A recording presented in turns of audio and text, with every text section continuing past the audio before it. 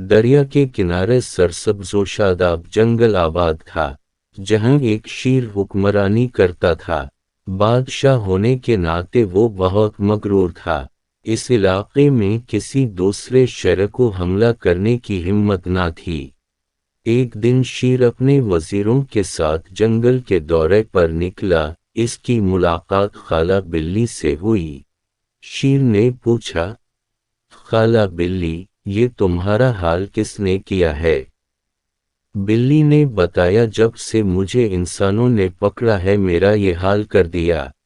شیر طیش میں آ گیا اور کہا، خالہ مجھے اس انسان کا پتہ بتاؤ، ابھی اس سے تمہارا بدلہ لیتا ہوں۔ یہ سن کر بلی بولی، تم نہیں جانتے انسان بہت خطرناک ہے۔ آخر خالہ شیر کو لیے انسان بستی کی طرف روانہ ہو گئی۔ راستے میں ان کا ٹکراؤ ایک لکڑہارے سے ہوا جو لکڑیاں کاٹ رہا تھا۔ لکڑہارے کو دیکھتے ہی بلی نے کہا، یہ انسان ہے؟ شیر نے فوراً کہا، میں تمہارا مقابلہ کرنے کے لیے آیا ہوں اور اپنی خالہ کا بدلہ لینا میرا حق ہے۔ لکڑہارے نے کہا، کیا تمہاری خالہ نے یہ نہیں بتایا کہ انسان بہت خطرناک ہے؟ شیر نے کہا، میں تمہیں مزہ چکھا کر ہی رہوں گا۔ جب لکڑہارے نے وقت کی نزاکت کو بھانپ لیا تو اس نے کہا کہ ٹھیک ہے، تم یہیں رکو، میں لکڑیاں جھونپڑی میں رکھ کر آتا ہوں۔ اے انسان رک، مجھے کیا پتا تو واپس آئے گا یا بھاگ جائے گا؟ شیر نے کہا۔ لکڑہارا واپس جانے کے لیے پلٹا ہی تھا کہ لکڑہارے نے کہا، مجھے لگتا ہے میرے آنے تک تم یہاں سے بھاگ جاؤ گے۔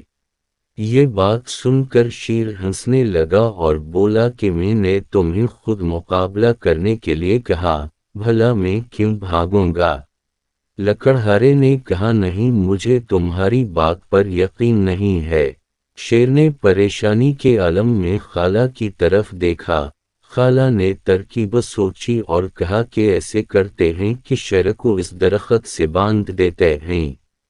چنانچہ بفرا شیر اس ترکیب مان گیا۔ جوں ہی شیر درخت سے باندھا گیا، لکڑہارے نے موٹی لکڑی اٹھائی اور شیر کی پٹائی شروع کر دی اور پورے جنگل میں شیر کی چیخ و پکار سنائی دینے لگی۔ اچھی طرح شیر کو پیٹنے کے بعد لکڑہارے نے کہا کہ بلی اپنے بھانجے کا خیال رکھوں، میں ابھی آتا ہوں۔ یہ سننا تھا کہ بلی شیر کے پاس آئی اور کہا کہ بھانجے، میں نے تم سے کہا تھا کہ انسان بہت خطرناک ہوتا ہے، اب سزا بھگتوں اپنے غرور کی۔